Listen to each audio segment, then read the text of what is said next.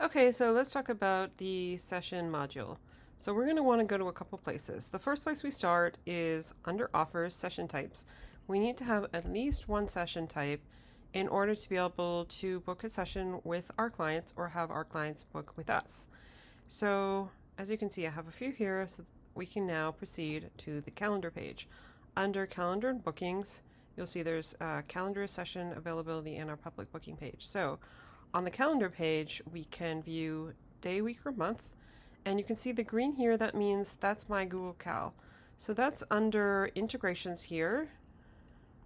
You can see it that I have connected it, so any appointments here, a client will not be able to book during those appointments. I will be able to, but it will give me a warning.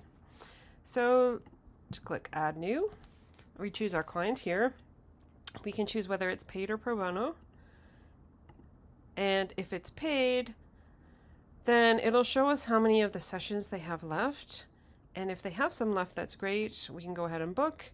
If they don't have any left, we can select what to do instead. So we can select that we will send the client automatically a link to pay. As soon as I book it, it will send them a link to pay. And if they haven't paid 24 hours prior to the session, that session will be canceled.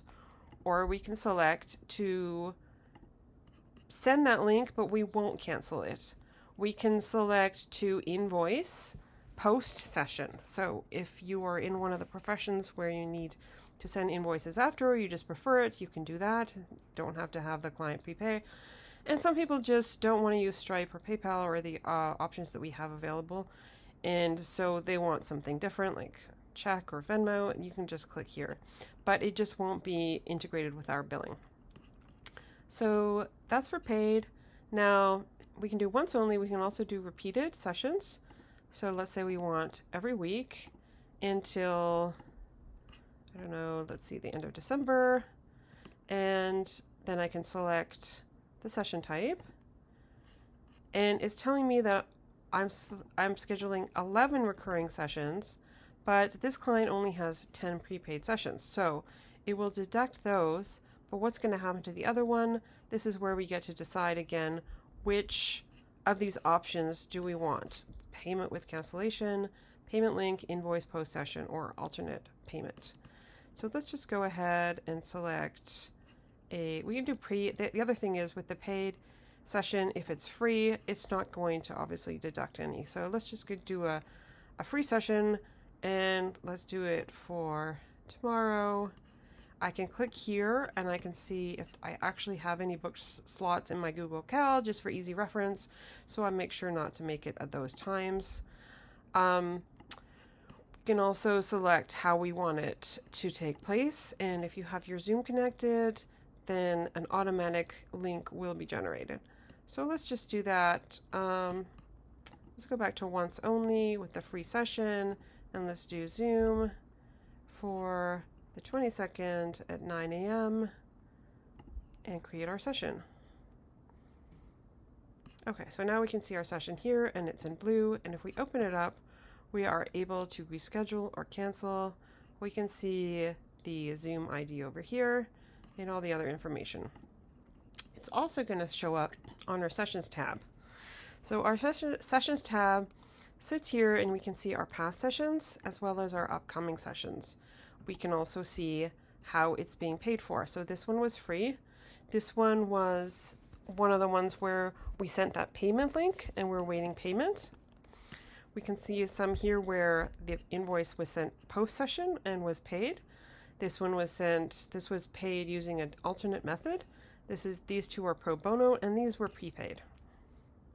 Okay, so how do we decide and set up our availability? It's right here on this tab. And we give you a 9 to 5 schedule, which of course you can change any of this. It does say the time zone that we're in when we hover over it. And if there's any date specific hours, then you can add those. For instance, let's say I'm not going to be available on the 31st because it's Halloween. We can just apply that like that, and then nobody will be able to book then. You, of course, will be able to book. This is just for your clients. So in terms of the sessions, we don't just let you book, but we also give you all these tools for when you're conducting your sessions. So if you have decided and selected to, when you're onboarding, to send a coaching plan, it will send out automatically to your client, and then they will be able to answer the questions, and you will be able to read them and comment if you wish. So that just gives you some focus before your session to keep things on track and keep your client really motivated. That's a coaching plan. Of course, you can take notes during your session, and you can take notes after your session or before. You can select whether you want to share those notes with your client or not as well. So all you have to do is click this little button and it will be shared. Your client will also be able to see these notes. We'll take a look at the client side in a moment.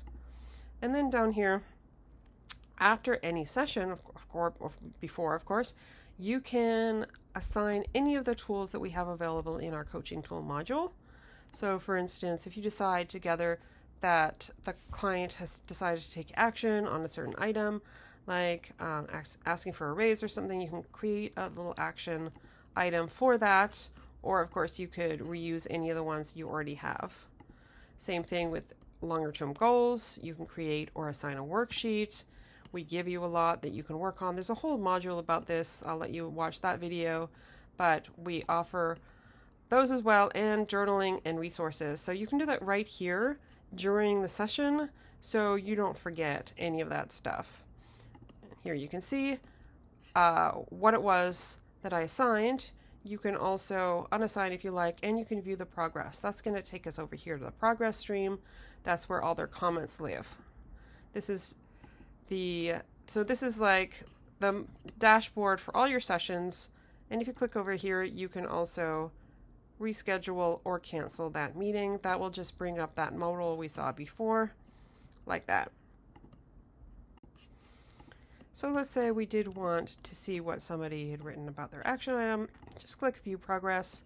That's going to take you here to the Progress stream and to the Coaching Tools tab, and it will bring you down to the item in question where you can read it, and again, you can comment back and forth. So that's super great. It's a way to keep accountability, keep people on track. You can see everything here, whether it's a goal, a journal, a worksheet, and so on. On this tab, you can also view all your sessions. So you have more than one place you can look. It's all the same information. So if you were in the Tools tab and you wanted to come over here, it's very convenient. This tab is for courses. Now, one other place you can look for sessions as a coach is here in Client Management under your clients. Just open it up, and each client gets a folder, and you can view and manage. So here are the upcoming sessions, and here are the past sessions. So it looks very similar. You have many other folders that you can open up. This one is dedicated to the client tools. Here are notes that you can take outside of sessions. This is all their welcome package, information, and any settings. So sessions live here, they live in the progress stream, and they live in the booking area, just to make it convenient for you. Let's just really quickly talk a little bit more about coaching session types. So when you're creating a session type, for instance, let's look at this one. It's a 30-minute call. You can name it whatever you want. You can describe it, put in the duration, where it's going to take place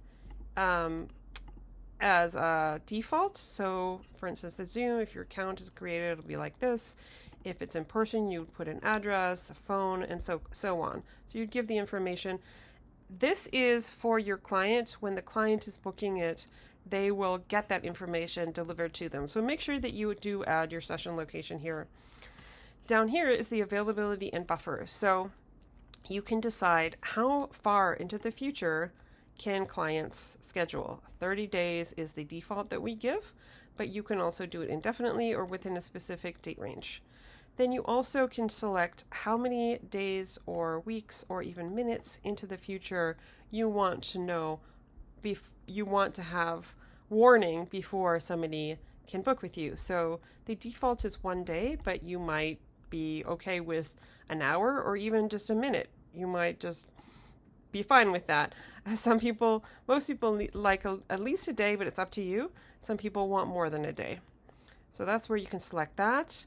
And then the buffer is between sessions. So we give a default of 0 before and 10 after, but you can change these to whatever you want. Now, we do recommend that you don't do 10 on either side, or your sessions are going to get a little bit lopsided. It's better to have 0 before, and then let's say if you wanted extra time, maybe like a half hour after. Okay. This part here is about the public booking page. So you do get a page where clients can book with you a free discovery call. And if you would like this session to show up there, you can say yes. However, it does have to be one of your free sessions. So let's take a look at one of those, such as this one here. So as you can see here, I've said yes to that, and you can attach any kind of a form, some kind of an intake form, so you know what they're looking for when they book that discovery call with you. Now, just be mindful, they do not become a client, they will become a prospect. They will show up here in your prospects page. And so they don't have to have a login or anything like that. It's really easy for them just to easily book with you. But this way you find out a little bit more information about them before your call. So say yes. Now, then you can decide, do you want your current clients to book the session type? Generally, if it's a free discovery call, you're going to want to say no. So we put that as a default, but of course you can change it to yes if you like. Then just make sure it's it can be either published or unlisted.